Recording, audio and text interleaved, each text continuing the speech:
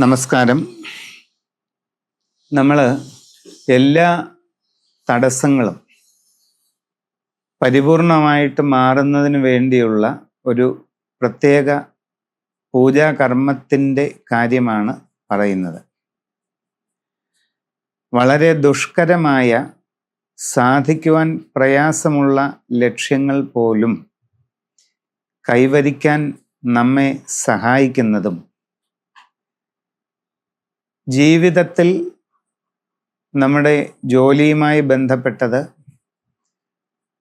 സാമ്പത്തിക കാര്യങ്ങളുമായി ബന്ധപ്പെട്ടത്,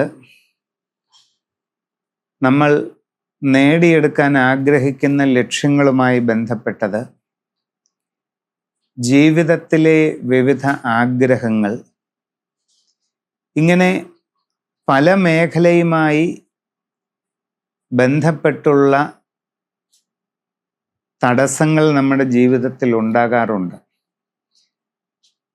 ഒരു വിദ്യാർത്ഥിയെ സംബന്ധിച്ച് വിദ്യാഭ്യാസ കാര്യം മുമ്പോട്ട് കൊണ്ടുപോകുമ്പോൾ എല്ലായ്പ്പോഴും ഉദ്ദേശിക്കുന്ന രീതിയിൽ എല്ലാം നീങ്ങണമെന്നില്ല.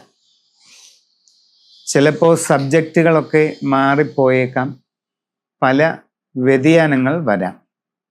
ഒരു ബിസിനസ്സുകാരന് അയാൾ ഉദ്ദേശിക്കുന്ന പൂർണ്ണമായ നിലയിൽ ഒരേപോലെ തുടർന്നു പോകാൻ ചിലപ്പോൾ പറ്റിയെന്ന് വരില്ല. ജോലിയിലിരിക്കുന്നവർക്കും ഔദ്യോഗിക രംഗത്തെ കാര്യങ്ങൾ പലപ്പോഴും ഉദ്ദേശിക്കുന്നത് പോലെ നടക്കണമെന്നില്ല. പല ബുദ്ധിമുട്ടുകളും ഇതിൻ്റെ അകത്തൊക്കെ വരാം. ജീവിത കാര്യങ്ങൾ, വസ്തു സംബന്ധമായ കാര്യങ്ങൾ, ഇടപാടുകൾ, കൂടാതെ പ്രണയം, വിവാഹ ജീവിതം, ഏതെല്ലാം മേഖലകളാണ് ഒരു മനുഷ്യന് ചിന്തിക്കാനുള്ളത്. ഈ മേഖലകളിലെല്ലാം വരുന്ന പലതരത്തിലുള്ള തടസ്സങ്ങൾ മാറാൻ ഏറ്റവും ഫലപ്രദമായ ഒരു മാർഗമാണ് സിദ്ധിവിനായക പൂജ. ഈ സിദ്ധിവിനായകൻ ആരാണ് എന്നുള്ളത് നമ്മൾ ചിന്തിക്കുമ്പോൾ മഹാഗണപതിയുടെ ഏറ്റവും ശക്തമായ ഒരു ഭാവമാണ് സിദ്ധിവിനായകൻ. ധ്യാനരൂപം പറയുമ്പോൾ നടുക്ക് ഗണപതിയും സിദ്ധി ബുദ്ധി എന്ന രണ്ട് ശക്തികൾ ഇടത്തും വലത്തുമായിട്ട് സ്ഥിതി ചെയ്യുന്ന രൂപത്തിൽ ധ്യാനിക്കപ്പെടുന്ന ദേവനാണ് സിദ്ധിവിനായക സ്വാമി.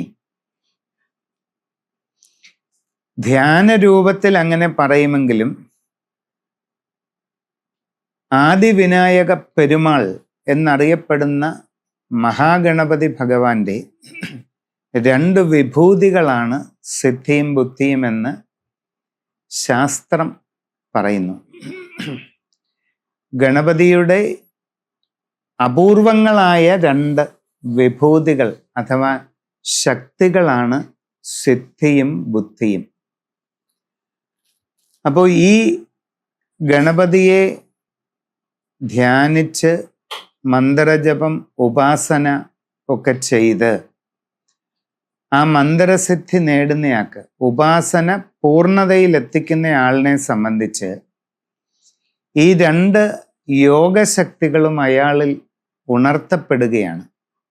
സിദ്ധിവിനായക സ്വാമിയെ ആരാധിച്ച് അതിൻ്റെ പൂർണ്ണതയിലെത്തുന്ന ഒരു മനുഷ്യന് സിദ്ധി ബുദ്ധി എന്ന രണ്ട് യോഗശക്തികൾ പൂർണ്ണതയിൽ എത്തിച്ചേരും. അപ്പോൾ അസാധാരണമായ മന്ത്രവൈഭവം അദ്ദേഹത്തിന് കൈവരും. അതോടൊപ്പം അപൂർവമായ പ്രജ്ഞ, മേധാവിത്വ ഗുണം, ബുദ്ധിവൈഭവം ഇതെല്ലാം ഉണ്ടായി വരും. ഇതാണ് സിദ്ധിവിനായക സ്വാമിയുടെ സാമാന്യമായ ഒരു പൊരുൾ. ഈ സിദ്ധിവിനായക പൂജ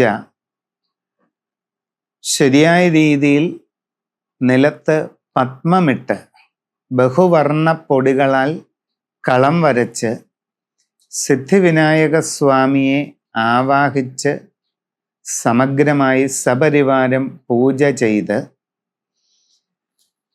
കർമ്മസമർപ്പണം ചെയ്യുന്നതായാൽ നിങ്ങൾ ജീവിതത്തിൽ അഭിമുഖീകരിക്കുന്ന വിവിധങ്ങളായ മേഖലകളിൽ നിങ്ങൾക്ക് അനുഭവപ്പെട്ടുകൊണ്ടിരിക്കുന്ന തടസ്സങ്ങളും വിഷമങ്ങളും എല്ലാം പരിപൂർണമായിട്ട് മാറി നിങ്ങൾ ആഗ്രഹിക്കുന്ന ഫലം നിങ്ങൾക്ക് ലഭിക്കാനുള്ള എല്ലാ സാഹചര്യവും ഉണ്ടാകും. നിങ്ങളുടെ നക്ഷത്രമനുസരിച്ച് നല്ല നക്ഷത്രവും തിഥിയും ഒക്കെ നോക്കി ശുഭദിനം നിശ്ചയിച്ച് ആ ദിവസം നിങ്ങളുടെ ഗൃഹത്തിൽ ഈ സിദ്ധിവിനായക പൂജ വ്രതത്തോടുകൂടി നിങ്ങൾ ചെയ്യുകയാണ് വേണ്ടത്. നമസ്കാരം.